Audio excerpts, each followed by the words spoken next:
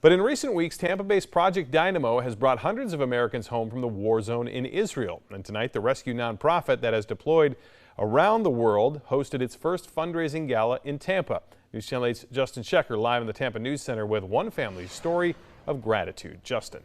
Josh, tonight I met a couple that flew in from St. Louis to support Project Dynamo and again thank its founder for rescuing members of their family from war-torn Ukraine. My family's all together, and I know if he doesn't cry, I'm going to. Denise and Adam Kavanaugh's pregnant daughter-in-law and young granddaughter were visiting family in Ukraine when Russia began its invasion in February 2022. Some of the first phone calls I make was like to the government, how do we get our family out of there? And they're like, they had no answers. Days after the war began, Mr. Kavanaugh got a call from Project Dynamo founder Brian Stern. He said, give her this phone number, have her call me. You and your son get to Romania, and we'll get your daughter-in-law and your grandbaby in by her second birthday. As Stern promised, Kavanaugh and his son reunited with them at the Ukraine-Romania border on the little girl's second birthday. And seeing Brian bringing her across, because it wasn't an easy task to get her to that spot, was, I can't even describe it.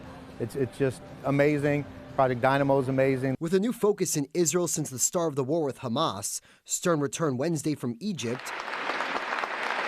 just in time for the nonprofit's first fundraising gala at Armature Works. Yeah, I still have sand in my toes from the desert. We're actively conducting operations today. We did an operation in the field last night. To date, Project Dynamo has rescued more than 6,800 Americans from conflict zones in Europe, Africa, and the Middle East. There are Americans who are in captivity right now, and we can get them.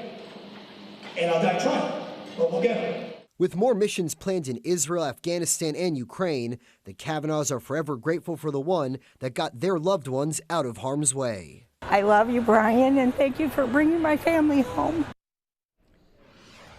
And Stern has told me multiple times he wishes he could shut down Project Dynamo, but he says now the need is greater than ever to rescue Americans overseas. There are about 600 people at tonight's gala, and the money raised tonight will help Dynamo continue its mission of bringing Americans home. Live in the Tampa News Center, I'm Justin Schecker, 8 on your side.